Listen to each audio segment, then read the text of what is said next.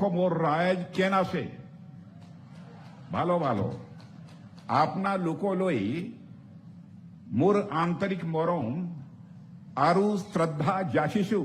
मैं असमिया थोड़ा थोड़ा समझता हूं लेकिन असमिया बोल नहीं सकता,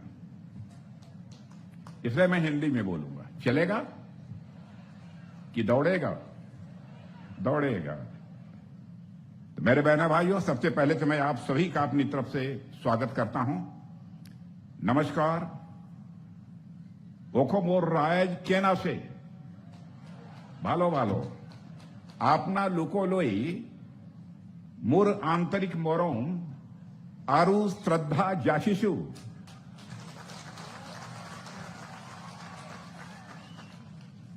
चलेगा? दौड़ेगा। मेरे बहनों भाइयों, ये आदिशक्ति मां कामाख्या की यह धरती है, यह श्रीमंत शंकर देव की धरती है, यह असम की वह धरती है जहां पर कि ब्रह्मपुत्र की पावन धारा, पवित्र धारा बहती है। मेरे बहनों भाइयों, और मैं कह सकता हूं एक चीज ऐसी है यहां की जिसकी खुशबू केवल भारत की सीमाओं में ही नहीं बल्कि सारी दुनिया में वह खुशबू हमको देखने को मिलती है। वह है यहां के चाय बागानों की खुशबू, जो कि सारी दुनिया में अपनी खुशबू को फैलाती है। मेरे बहनों भाइयों, यह साहस और स्वाभिमान की धरती है असम की, और यह महानायक लचित बरफुकन की धरती है। यहां के वीरों ने बराबर भारत की अस्मिता और भारत की सम्मान की रक्षा के लिए अपना सर्वस्व न्यौछावर किया है। और मेरे बहने भाइयों, आज यात उपस्थित हुई मोई बोर आनंदिता होइसु।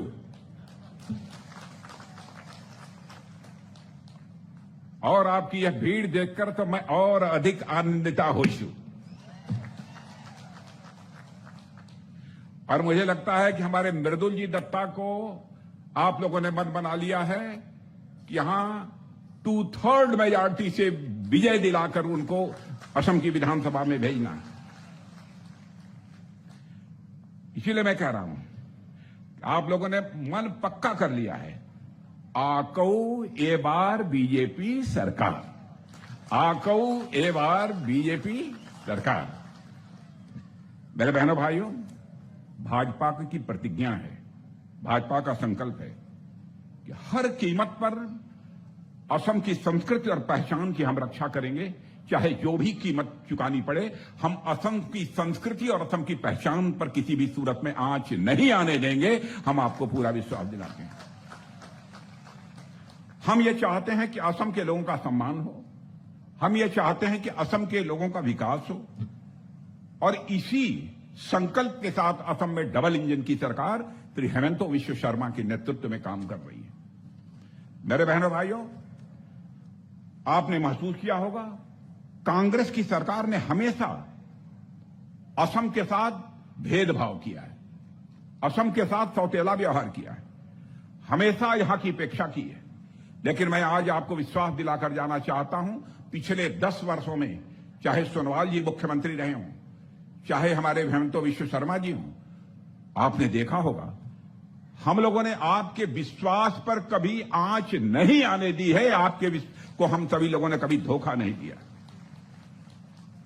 और कांग्रेस का यहां तक सवाल है, यह केवल दिल्ली से, अपने दिल से और दिमाग से भी आपको पूरी तरह से दूर कर रखा है, और आप यह बात समझ गए हैं।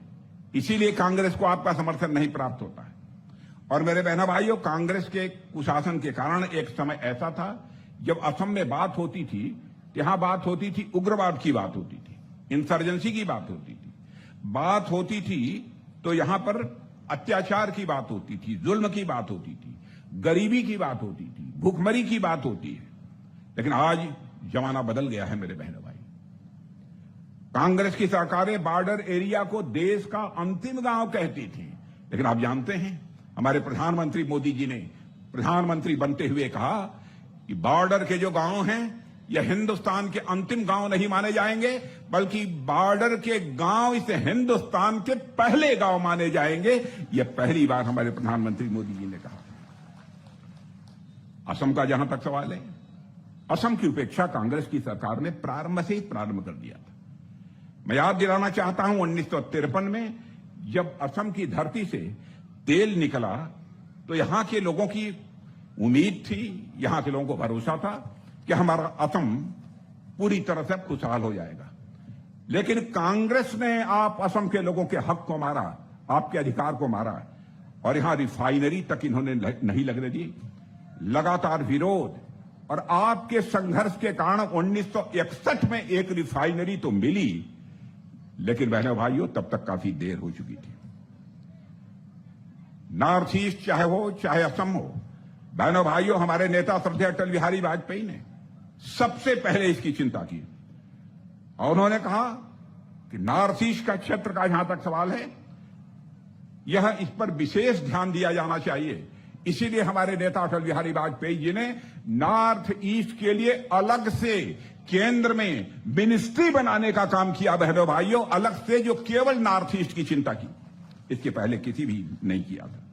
हमारे प्रधानमंत्री मोदी जी ने भी पूरे नॉर्थ ईस्ट के विकास के लिए प्राथमिकता दे रखी है। सारे मंत्रियों को भी आदेश दिया है, मंत्रियों का विभाग चाहे जो कुछ भी हो, लेकिन जो भी मंत्री है वह साल में कम से कम 3-4 बार नॉर्थ ईस्ट के राज्यों का दौरा करेगा। यह अनिवार्य है, जाकर वहां के लोगों की समस्याओं को सुनेगा और उसका समाधान करने की कोशिश करेगा। इसलिए आज नॉर्थ ईस्ट में आप महसूस करते होंगे, आज नॉर्थ ईस्ट में बात होती है तो उग्रवाद की बात नहीं होती है मेरे बहनों भाइयों, बात होती है यहां कनेक्टिविटी की बात होती है, बात होती है असमवासियों के क्षमता की, पोटेंशियल की बात होती है, और बात होती है अष्टलक्ष्मी की बात होती है, बात होती है यहां के प्रोग्रेस की बात होती है, यहां के प्रगति की बात होती है, बात होती है इंडस्ट्री की बात होती है, बात होती है तो यहां के इंफ्रास्ट्रक्चर की बात होती है। जमाना बदल गया मेरे बहनों भाई। 11 वर्षों में प्रधानमंत्री मोदी जी ने, आपको जानकर आश्चर्य होगा, आज तक किसी प्रधानमंत्री ने इस काम को नहीं किया है। 36 बार वो असम आए हैं, नॉर्थ ईस्ट की बात तो छोड़ दीजिए। कोई प्रधानमंत्री 11 साल में 36 बार असम में आया हो, ऐसा कभी नहीं हुआ है। पहली बार ये कोई ऐसा प्रधानमंत्री है तो उनका नाम है श्री नरेंद्र मोदी। मेरे बहनों भाइयों, हम लोगों ने असम, पूरे नॉर्थ ईस्ट की चिंता की है और हम हिंदुस्तान के अग्रणी राज्यों में लाकर खड़ा करना चाहते हैं। असम को हम लोगों की चाहत है। लोग कहते हैं असम मुख्य धारा से नहीं जुड़ा हुआ था। मैं मानता हूं कि असम प्रारंभ से ही मुख्य धारा से हमारे जुड़ा हुआ था, लेकिन असम की चिंता नहीं की गई। इसीलिए हमारे अटल बिहारी वाजपेयी जी ने अलग से एक मंत्रालय बनाकर नॉर्थ ईस्ट के विकास पर विशेष बल दिया है। आज पूरे आत्मविश्वास के साथ हेमंत बिस्वा शर्मा के नेतृत्व में हमारा असम तेजी के साथ आगे बढ़ रहा है। विकास का केंद्र बन रहा है आज असम, और मैं कहूं कि पूरे नॉर्थ ईस्ट का विकास का इंजन यदि कोई राज्य है तो उस राज्य का नाम है, आपका राज्य है असम है मेरे बहनों भाइयों, जो कि पूरे नॉर्थ ईस्ट का विकास का इंजन बन गया। और मैं मानता हूं कि जब असम आगे बढ़ेगा तब पूरे भारत की विकास भी रफ्तार पकड़ेगी, और जब असम विकसित होगा तभी भारत विकसित होगा मेरे बहनों भाइयों, हमारा पक्का यह मानना है। और एक बात मैं आप लोगों के सामने कहना चाहता हूं, क्या करिश्माई काम किया है यहां के मुख्यमंत्री ने, क्या करिश्मा किया है मेरे बहनों भाई, आप लोगों को पता नहीं होगा।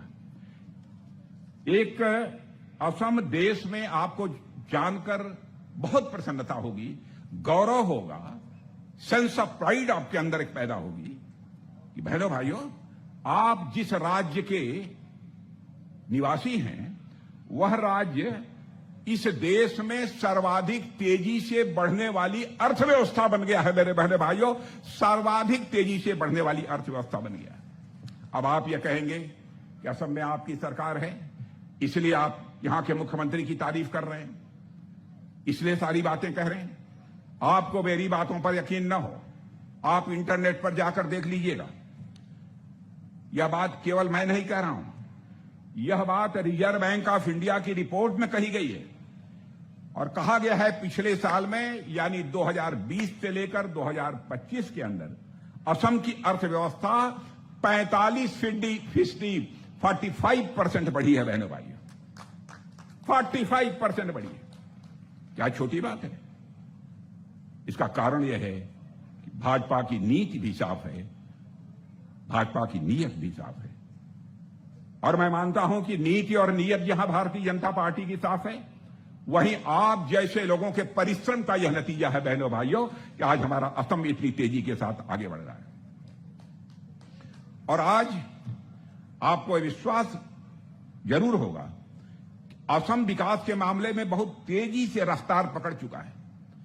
आज यहां उद्योग बढ़ रहे हैं, बाहर से आकर लोग यहां पर इन्वेस्टमेंट कर रहे हैं, निवेश कर रहे हैं, और तेजी से इंफ्रास्ट्रक्चर का विकास भी असम में यहां पर हो रहा है बहनों भाई। और एक मैं जानकारी आपको देना चाहता हूं, सारे पढ़े लिखे लोगों को इस बात की जानकारी होगी, असम में ने 2030 तक अपनी अर्थव्यवस्था यानी अपनी इकोनॉमी यानी अपनी धन दौलत को लगभग $150 बिलियन तक पहुंचाने का संकल्प लिया है बहनों भाइयों।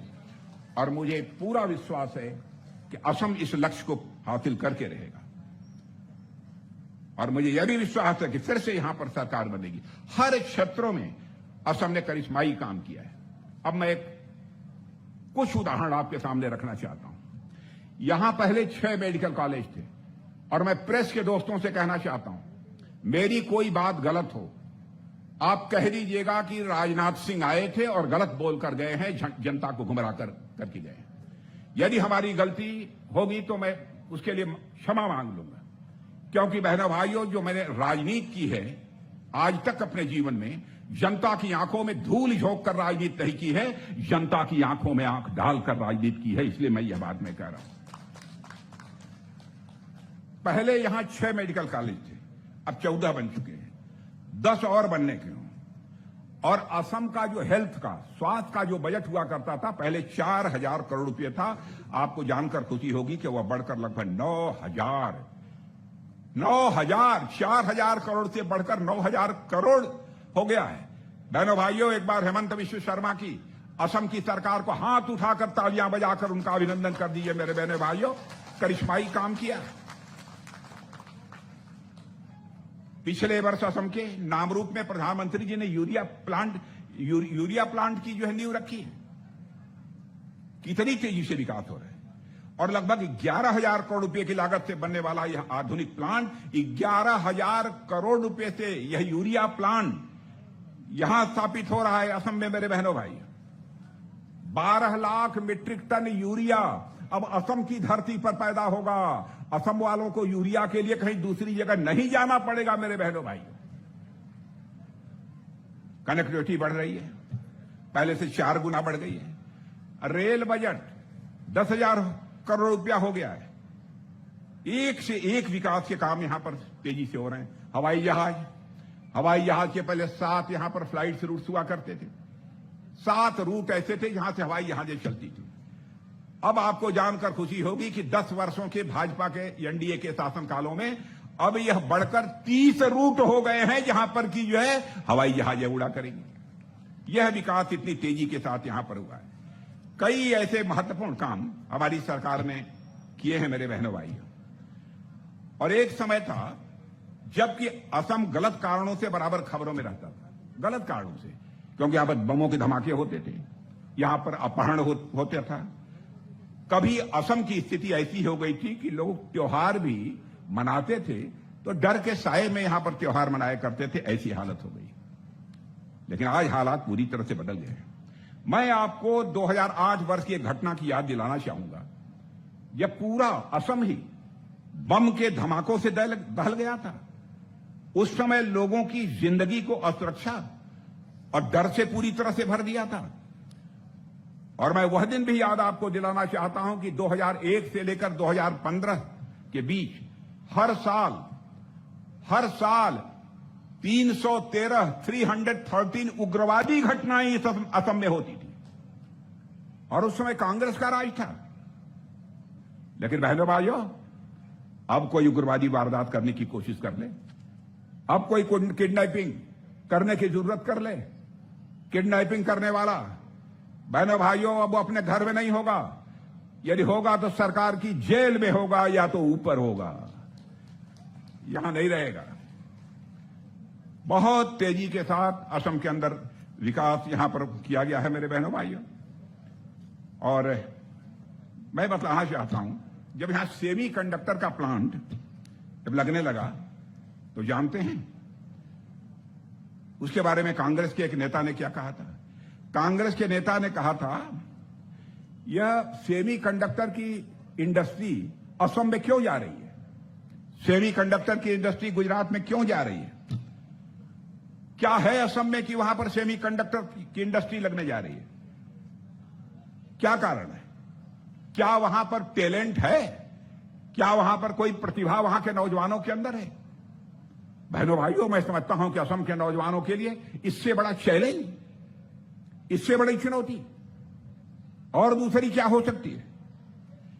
मैं मानता हूं कि असम के नौजवानों का अपमान किया है कांग्रेस ने, और इस स्टेटमेंट के लिए कांग्रेस को असम के नौजवानों से क्षमा मांगनी चाहिए। और बहनों भाइयों, मैं कांग्रेस से कहना चाहता हूं कि असम को समझने की कोशिश करो।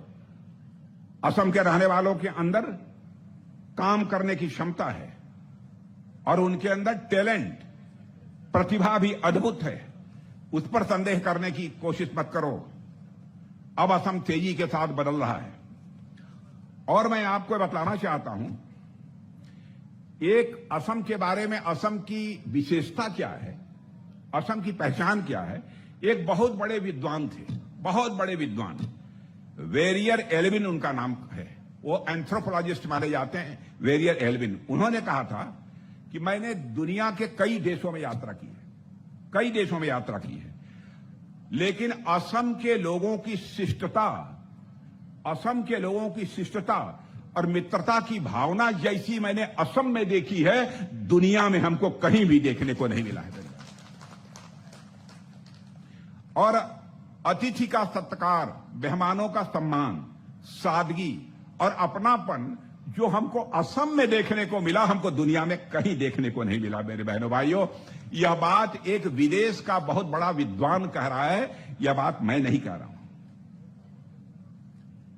माने वह असम, और उस असम के साथ इतना बड़ा अन्याय, इतना बड़ा जुल्म लगातार होता है।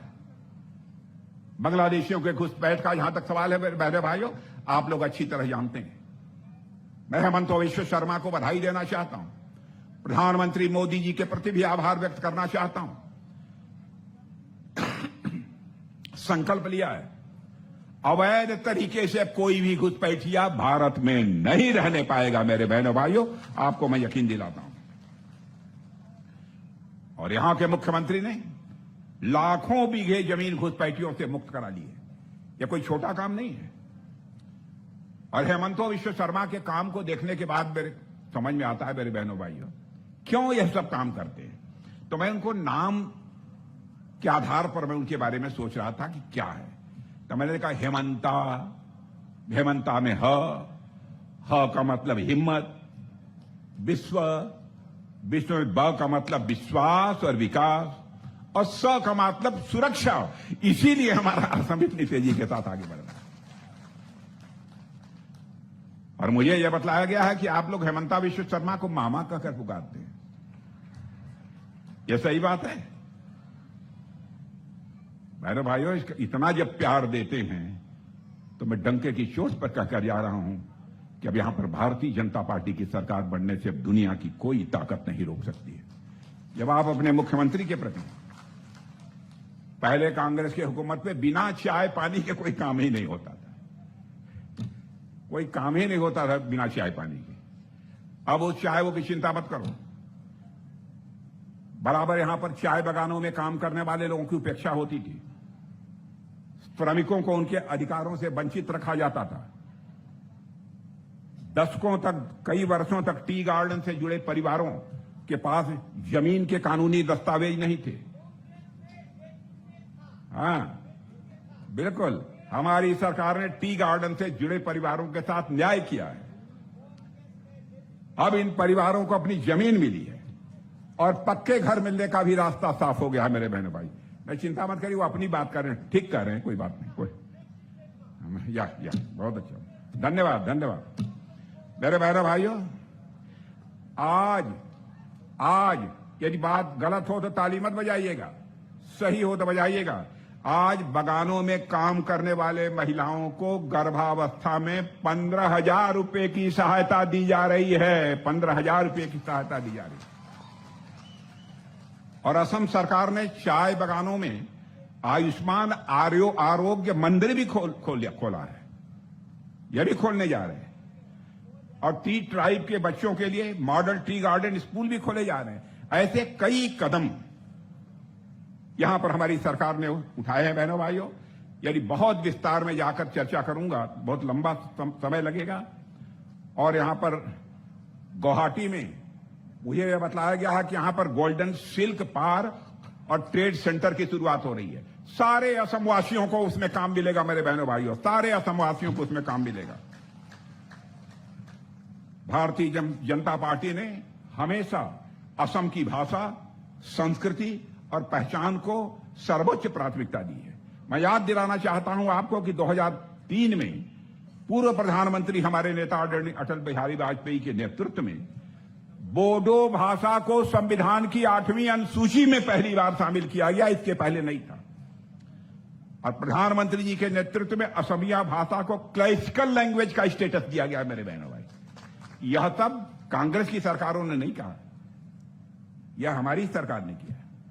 और हमारे प्रधानमंत्री मोदी जी के नेतृत्व वाली डबल इंजन के प्रयासों से आज चराई देव मोइदम को यूनेस्को वर्ल्ड हेरिटेज साइट का दर्जा मिल गया है, यानी वैश्विक मंच पर मान्यता मिल रही है। चराई देव मोइदम जानते हैं, अहोम राज परिवारों के पार्थिव अवशेषों को यहीं रखा जाता है। कांग्रेस की सरकारों ने बराबर आपको छला है, आपको ठगा है। इसलिए मैं आप सबसे कहने आया हूं बहनों भाइयों, आपका विश्वास भारतीय जनता पार्टी को ताकत देगा और पूरे ताकत के साथ भारतीय जनता पार्टी और आपकी सेवा कर पाएगी।